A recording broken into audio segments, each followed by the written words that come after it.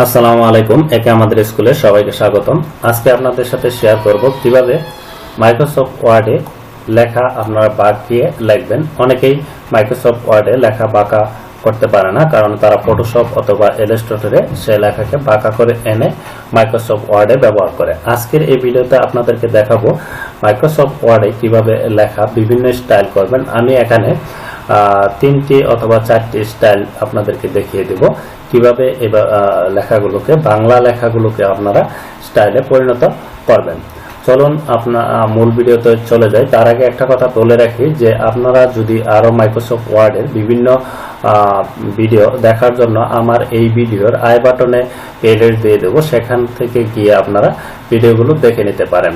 আরেকটা কথা বলে রাখি, যারা আমার চ্যানেলে নতুন তারা অবশ্যই চ্যানেলটি সাবস্ক্রাইব করে পাশে থাকা বেল আইকনটি অন করে রাখবেন, যাতে পরবর্তী ভিডিওগুলো দেওয়ার সাথে সাথে প্রথমে আপনার কাছে নোটিফিকেশন চলে যায়।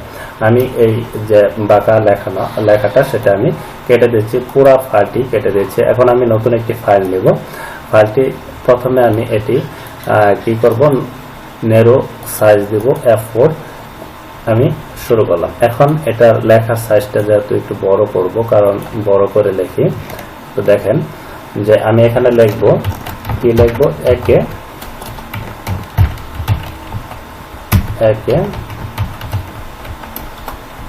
আমাদের স্কুল, এই লেখাটা লিখলাম। আমি লেখাটা একটু বড় করে নেই, আর একটু বড় করি,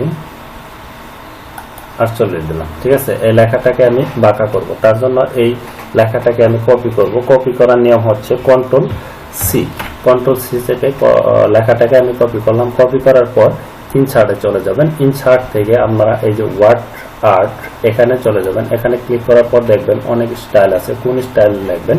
আমি প্রথমে এই বাঁকা করা স্টাইলটি আপনাদেরকে দেখিয়ে দিচ্ছি। এখানে এই স্টাইলের উপর ক্লিক করলাম। ক্লিক করার পরে এরকম একটি পেজ ওপেন হবে। এখানে আপনারা কন্ট্রোল বি চাপবেন, কারণ সি এর পর যে বি সেটা চাপ দিবেন। চাপ দেওয়ার পর কিন্তু চলে আসছে। এখানে যেহেতু দুইটা লেখা চলে আসছে, দুইটা না একটাই লেখা চলে আসবে। এটা ক্লিক করা থাকা অবস্থায় কন্ট্রোল কি চাপবেন, বি। ঠিক আছে, সি এর পর যে বি সেটা লিখবেন। এরপর আপনারা এটা ছোটনি এমজি এই লেখাটা সিলেক্ট করে দিবেন, কারণ ছোটনি এমজি লেখাটা সিলেক্ট করতে হবে। দেখবেন ছোটনি এমজি কোথায় আছে, এখানে ছোটনি এমজি আছে।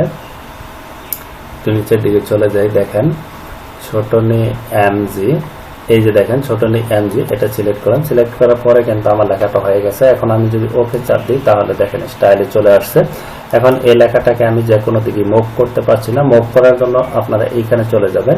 এখানে চলে যাওয়ার পর এখানে দেবেন ইন ফন্টস অফ টেক্সট, এখানে ক্লিক করবেন। ক্লিক করার পরে এটা যে কোনো দিকে মুভ করতে পারবেন। এখন কথা হলে এটা আমি বাঁকা করব। এখানে ধরে বাঁকা করতে পারবেন, অথবা এখানে নিচে ধরে বাঁকা করতে পারবেন। যতটুকু প্রয়োজন ততটুকু আপনারা কিন্তু এই লেখাটাকে বাঁকা করতে পারছেন। ঠিক আছে, এই লেখাটাকে আপনারা বাঁকা করতে পারবেন যতটুকু ইচ্ছা। ঠিক আছে, আমি পেজ সম্পূর্ণ পেজ যদি দিই তারপরেও হবে। ঠিক আছে, এভাবে আপনারা যে কোনো লেখাকে বাঁকা করতে পারবেন। অন্যান্য স্টাইলেও কিন্তু করতে পারবেন। যেমন আমি এখানে কিছু স্টাইল দেখাই দিই। যেমন দেখেন এই যে স্টাইল যদি দিই, দেখেন এটা কিন্তু প্রথম থেকে যদি আমি আনি, দেখেন প্রথম থেকে যদি এটা আমি ডিলিট করি, ডিলিট করার পর যদি আমি আবার লিখি যে একে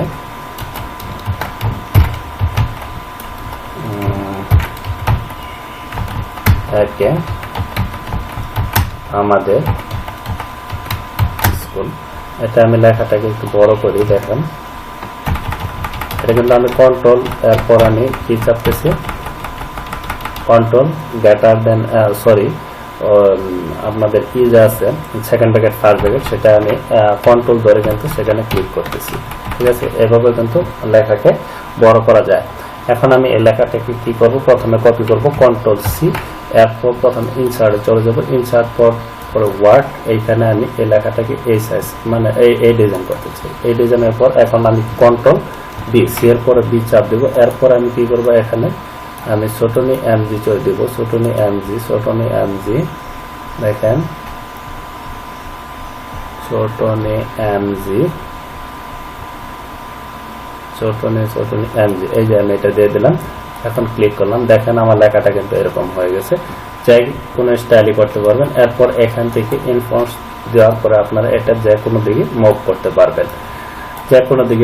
পারবেন, যদি ভিডিওটি ভালো লাগে অবশ্যই একটি লাইক করবেন এবং কমেন্টে আপনার মতামত জানাবেন, এবং আরো অন্যান্য এরকম টিপস গুলো জানার জন্য অবশ্যই আমার কমেন্ট বক্সে লিখে দেবেন। আজকের মতো ভিডিওটি এ পর্যন্তই। ভালো থাকবেন, সুস্থ থাকবেন। আল্লাহ হাফেজ।